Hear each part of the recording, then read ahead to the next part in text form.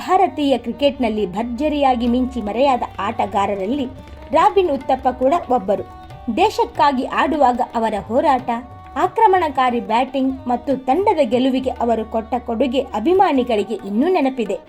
ಆದರೆ ಕಳೆದ ಕೆಲವು ವರ್ಷಗಳಿಂದ ಉತ್ತಪ್ಪ ಭಾರತವನ್ನು ಬಿಟ್ಟು ದುಬೈನಲ್ಲೇ ನೆಲೆಸಿದ್ದಾರೆ. ದುಬೈಗೆ ಹೋಗಿ ನೆಲೆಸಿರುವುದಕ್ಕೆ ಆತ ಕೊಟ್ಟಿರುವ ಕಾರಣಗಳು ವಿಚಿತ್ರವಾಗಿವೆ. ಮಕ್ಕಳ ಶಿಕ್ಷಣ ಮತ್ತು ಭದ್ರತೆ. ಅವರ ಮಕ್ಕಳ ಶಿಕ್ಷಣ ಮತ್ತು ಅವರ ಸುರಕ್ಷತೆ ದೃಷ್ಟಿಯಿಂದ ಭಾರತಕ್ಕಿಂತ ದುಬೈ ಬೆಸ್ಟ್ ಅಂತೆ. ಅಲ್ಲಿ ಉತ್ತಮ ಅಂತಾರಾಷ್ಟ್ರೀಯ ಶಾಲೆಗಳು ಮತ್ತು ಸುರಕ್ಷಿತ ವಾತಾವರಣ ಇದೆಯಂತೆ. ಉತ್ತಮ ಜೀವನ ಶೈಲಿ.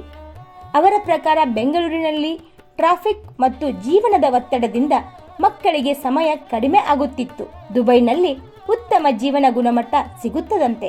ವಿದೇಶಿ ಲೀಗ್ಗಳಿಗೆ ಅನುಕೂಲ. ನಿವೃತ್ತಿಯಾದ ನಂತರ ವಿವಿಧ ಕ್ರಿಕೆಟ್ ಲೀಗ್ಗಳು ಕಾಮೆಂಟ್ರಿ ಮತ್ತು ಇತರೆ ಕೆಲಸಗಳಿಗೆ ಹೆಚ್ಚು ಪ್ರಯಾಣ ಮಾಡಬೇಕಾಗುತ್ತದೆ. ದುಬೈನಲ್ಲಿ ಇದ್ದರೆ ಜಗತ್ತಿನ ಹಲವಾರು ದೇಶಗಳಿಗೆ ಹೋಗುವುದು ಸುಲಭವಂತೆ. ಖಾಸಗಿ ಜೀವನ ಮತ್ತು ಗೌಪ್ಯತೆ. ಭಾರತದಲ್ಲಿ ತಮ್ಮ ಮೇಲೆ ಹೆಚ್ಚು ಗಮನ ಇರುವುದರಿಂದ ದುಬೈನಲ್ಲಿ ಸ್ವಲ್ಪ ಪ್ರವೇಶಿ ಸಿಗುತ್ತದಂತೆ.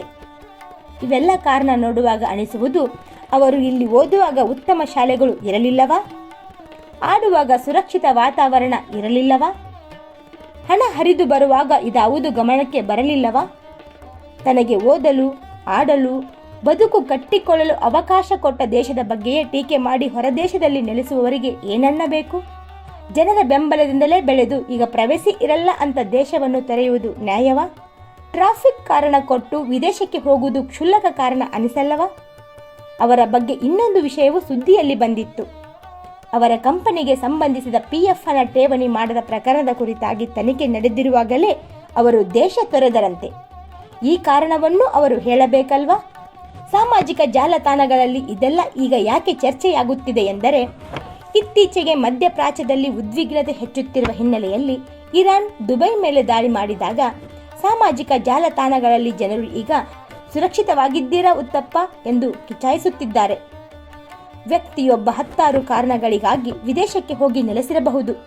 ಅದು ಈಗ ಸಾಮಾನ್ಯವಾಗಿದೆ. ಹಲವು ಕ್ರಿಕೆಟಿಗರು ಹೊರ ಹೋಗಿದ್ದಾರೆ.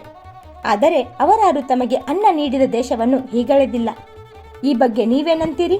ಕಮೆಂಟ್ ಮಾಡಿ. ಚಿಕ್ಕ ಚೊಕ್ಕ ಮಾಹಿತಿಗಾಗಿ ನಮ್ಮ ಚಾನಲ್ ಸಬ್ಸ್ಕ್ರೈಬ್ ಮಾಡಿ.